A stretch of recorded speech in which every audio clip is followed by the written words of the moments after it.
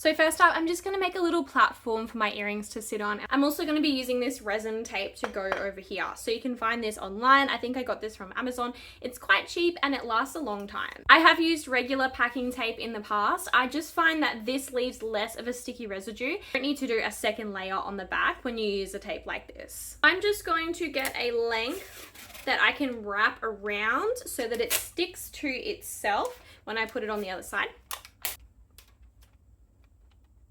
And I want sticky side up because we're going to be sticking our earrings to the tape. Now do be careful not to leave fingerprints where you want your earrings to go, because we don't want fingerprints in our final earring. And I'm putting it up the top here because the earrings that I'm using today are these ones.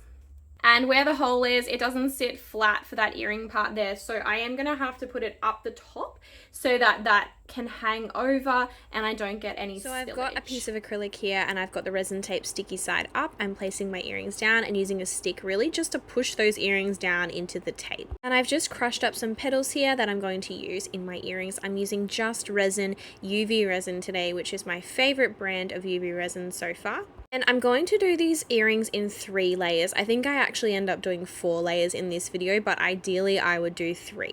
So one base layer, I'm using my tweezers just to push all that resin into every single corner, and then I'm going to cure this first layer, and then I'm going to do another layer for my flowers. I use the Let's Resin UV curing machine. I like this a lot. This is really just like a nail lamp, but I do enjoy the fact that it has 3 different settings, and I'm just using the 1-minute setting here every single time. So after that first layer is cured, I'm going to bring them back out. Now I've got a third one here because the first one I did actually leaked, so I needed to do it again. So we're pouring our second layer of UV resin in now. I'm going to place the flower petals in. Once again, pushing the resin with my tweezers all the way to the corners so that it's nice and adhered, and then I'm just using my tweezers to pick up pieces of petals and I'm arranging them. So I'm just trying to make sure that everything looks kind of symmetrical. I'm having a few big pieces, a few little pieces, and just keep going until I've got a really nice design. This kind of style is what I would call petal confetti, and it's not really my favorite, but in small pieces like earrings, sometimes you don't really have many choices, so you've just got to do what you got to do. I sprayed some isopropyl alcohol to catch any bubbles and then cured that for 2 minutes in the machine again. So all of our flowers are stuck down now, and it's time to do the next layer. At this point, I thought this was going to be my last layer, so I'm quite heavy-handed with the UV resin. I want to have a really beautiful shiny dome effect, so I am not shy and I put quite a lot in, using my tweezers once again just to push the product out, making sure that it's filling the bezel entirely. And if I'm not getting that beautiful domed effect, I just add more resin, being really careful though not to break the surface tension so that it spills over. I'm not sure if you can see this on camera, but I sprayed isopropyl alcohol and it left a weird sort of patterny film and I didn't like it. So I'm just going to do a little bit more, one more layer on top of that third layer. Trying to be really careful here not to go over the edge because I don't want to ruin it. So I am using my tweezers once again to push out the UV resin and curing again for 2 minutes. I use 2 minutes every single time. I've used the other settings before and I found that it actually overcooked the resin and it created more bubbles. So 2 minutes is nice. Our earrings are all cured. They're nice and hard and shiny and beautiful. A couple of micro bubbles, but I'm not worried.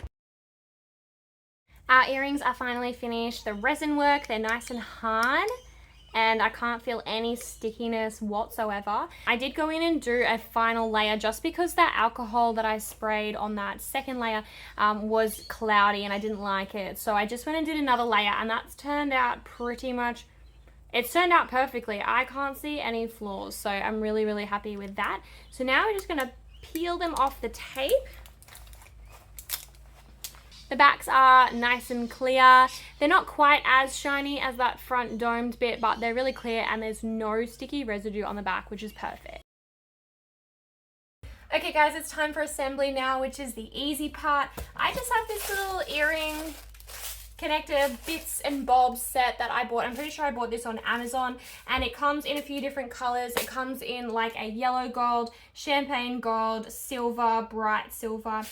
I'm going to use 2 jump rings, the smallest size that I have, and then some shepherd hooks to assemble. As you can see with this bezel here, if I just attach the hook's going to sit sideways, and it's going to sit sideways in my customer's ear. So I do need to add that little jump ring so that they can sit flat.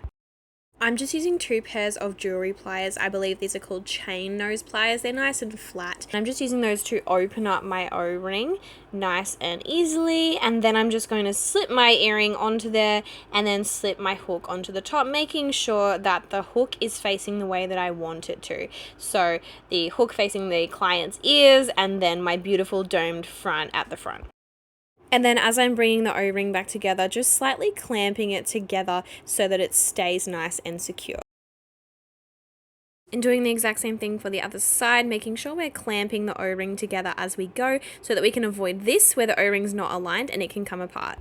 And that's it. I like to give them a clean with isopropyl alcohol, grab some earring backs like these clear ones, and then there you go, beautiful earrings in less than 30 minutes.